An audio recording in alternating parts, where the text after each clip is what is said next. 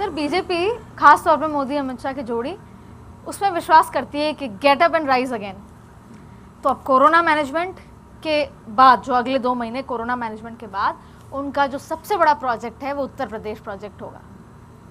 और अब यही सवाल है कि क्या वो स्ट्रैटेजी बदलेंगे उत्तर प्रदेश में, क्योंकि आपने कई बार अपने कई सवालों में ये कहा कि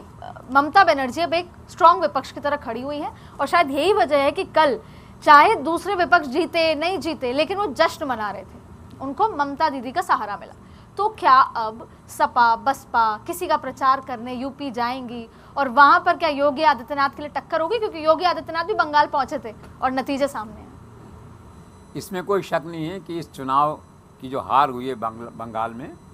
उसका असर यूपी पे पड़ेगा कि नहीं ये तो वक्त बताएगा, लेकिन चिंता का भाव पूरी पार्टी में आ गया है। लखनऊ में भी कान खड़े हुए हैं लोगों के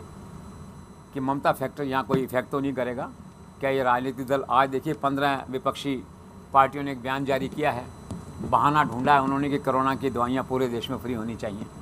जो है, उसमें मायावती के साइन है, अखिलेश यादव के भी साइन है, तो फर्क तो पड़ेगा। और यूपी का थोड़ा सा ट्रिकी तो इसमें हो ही रहा है, योगी की पॉपुलरिटी है, उनके पास में नवनीत सहगल जैसे, अवनीश अवस्थी जैसे अफसर हैं, अच्छे काम करने वाले, होम और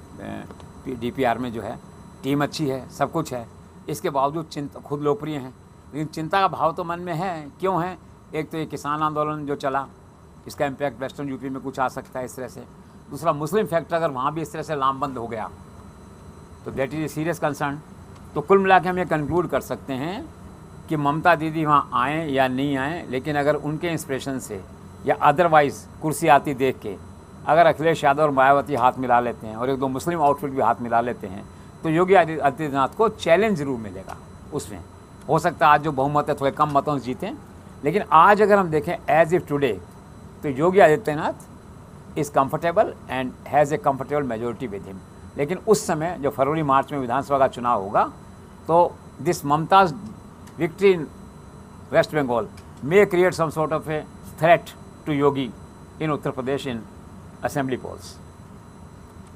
सर एक सवाल और आपसे पूछना चाह रही थी कि जब भी कोई इंसिडेंट होता है, कोई दुर्घटना होती है, कोई भी इवेंट होता है तो हम एनालिसिस करते हैं, खास तौर पे जब वो दुर्घटना नेगेटिव चीज़ होती है तो एनालिसिस करते हैं क्यों हुआ। तो जब 22 मार्च पिछले साल पहली बार कोरोना आया, जब हम कोरोना को नहीं समझते थे, कोरोना आया, देश के प्रधानमंत्री ने लॉकडाउन लगा दिया और फिर ये एनालिसिस हुआ कि ये आया कहाँ से, क्यों आया, चाइना तमाम बातें की, लेकिन भारत में ये बात हुई कि निज़ामुद्दीन में एक बैठक हुई थी, एक हुआ था और उसके बाद देश भर में, पहले भारत में फिर देश भर में, जी बिल्कुल तबलीगी समाज वाला, तो उस समय हमने एक आरोप, लोगों ने चर्चा की कि उनकी वजह से हुआ। फिर ठीक 1 साल बाद दोबारा कोरोना की सेकेंड वेव आती है। अब मेरा प्रश्न ये है कि जब हम इस बार एनालिसिस करते हैं, जब हम कोरोना को समझते हैं तब एनालिसिस करते हैं कि ये क्यों हुआ और इतना भयानक क्यों हुआ, तो क्या हम कुंभ को,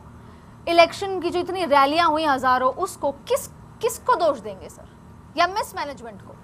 इसमें क्या होता है कि कभी कभी पॉलिटिकल टारगेट्स या पॉलिटिकल मोटिव्स या पॉलिटिकल ऑब्जेक्टिव्स के सामने जो आपकी रैशनल है या विजडम है वो बैक सीट ले लेती है, वो चाहे बीजेपी हो, चाहे कांग्रेस हो, सपा हो, कोई पार्टी हो, दैट वे जो है। तो उसमें इसका एक माहौल बना था देश में उस कम्युनिटी के खिलाफ कि इन्होंने मरवा दिया, यहाँ भी वहाँ भी सब जगह जो है। अब क्या है कि चुनाव की रैलीज हो गई तो ये स्थिति आ गई, तो लोग बोले तो नहीं, लेकिन दूसरे लोग अभी भी सोशल मीडिया पे बड़ी संख्या में लोग बोले इसी बात को जो आप कह रही हैं भाई, वो तो लोग कैसे बोले जिन्होंने उसमें इसको मुद्दा उठाया था। इतनी तो उदारता की अपेक्षा नहीं की जानी चाहिए, लेकिन सोशल मीडिया के थ्रू ये मुद्दा पूरे देश में गूंजा कि कुंभ का मेला हुआ या ये इलेक्शन रैलीज हुई, इनको आपने क्यों होने दिया और क्यों नहीं रोका। तो आप जो कह रही हैं वो ठीक है, अगर उनका वो गलती थी इन ए वे जो है और वो पब्लिकली कहने का साहस लोग नहीं जुटा पाए तो सोशल मीडिया पे लोगों ने कह दिया उसी बात को।